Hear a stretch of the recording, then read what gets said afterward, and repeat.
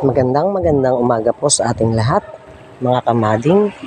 Si kamading po ay namasyal dito sa Barangay Dinahican. Maganda po ang sikat ng araw at lantap ang ating karagatan. Dito po sa parting humarap sa real na ito.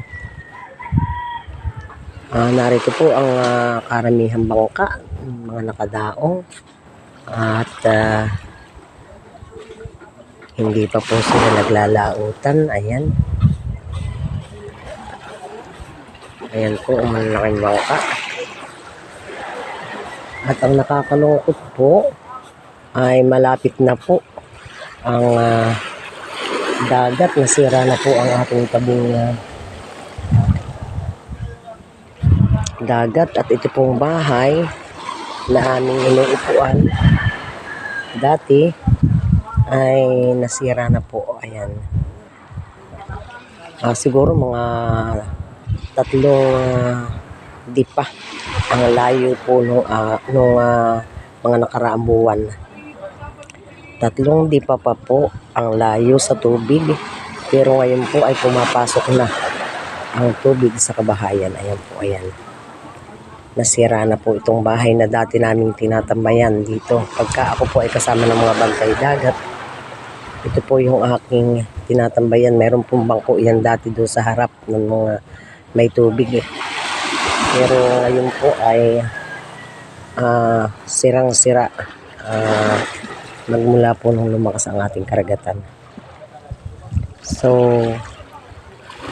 dito po sa parting ito, ayan, malapit na po dito sa area na rin na may bakod na ito po ay malayo pa rin dati sa tubig. Kawawa naman po ang mga residente dito na nasira ang bahay. Si kamading po ay namasyal at isinama po uli ng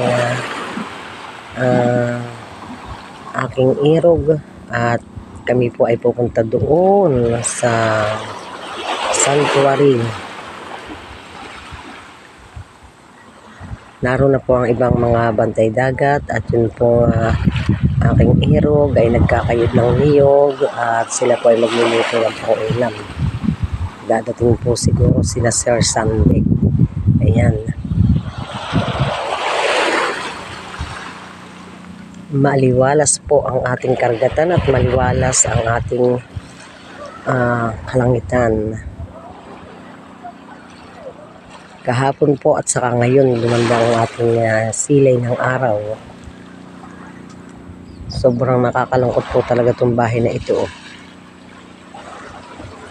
Malapit na doon sa ipinatayong isang bahay niya. Ayan po. Talaga po pagka nalakas ang dagat ay ganito po ang naging sistema. Yung po may-ari nito ay wala dito at nasa Iris, Quezon. Ayan.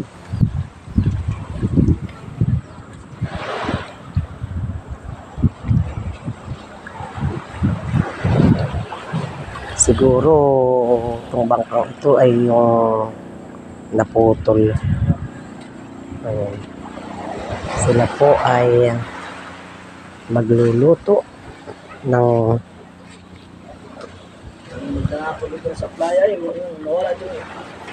ginataang tulingan. Ayan. Gagata na po si Tita Grecian po ang muse ng bantay dagat. Hindi nga.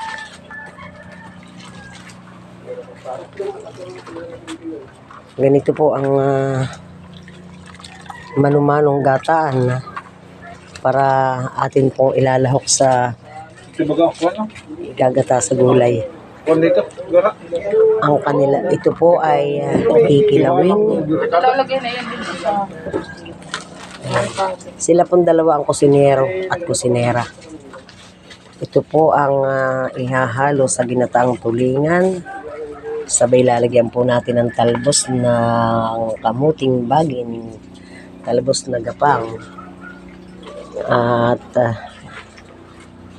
Ito po ang tulingan. Ririkaduhan po at isasalang na. Yan, isang kaldero. Sukang asin. Isang kalderong tulingan po ito. Lalagyan ng sukang maasim. At parang steel paksiw sa kaliliputukan hani.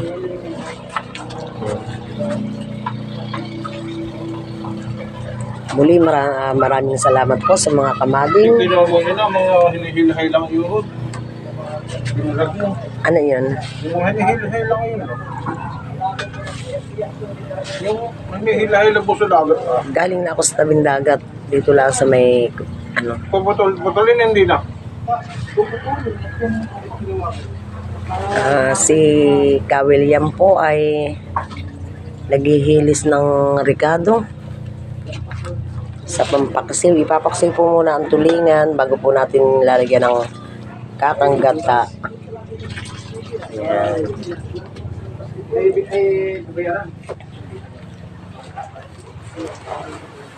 Muli hanggang dito na lamang po ang aking bibideo at ingat po tayo palagi. I love you all. Doon ka bumili sa pagpasok.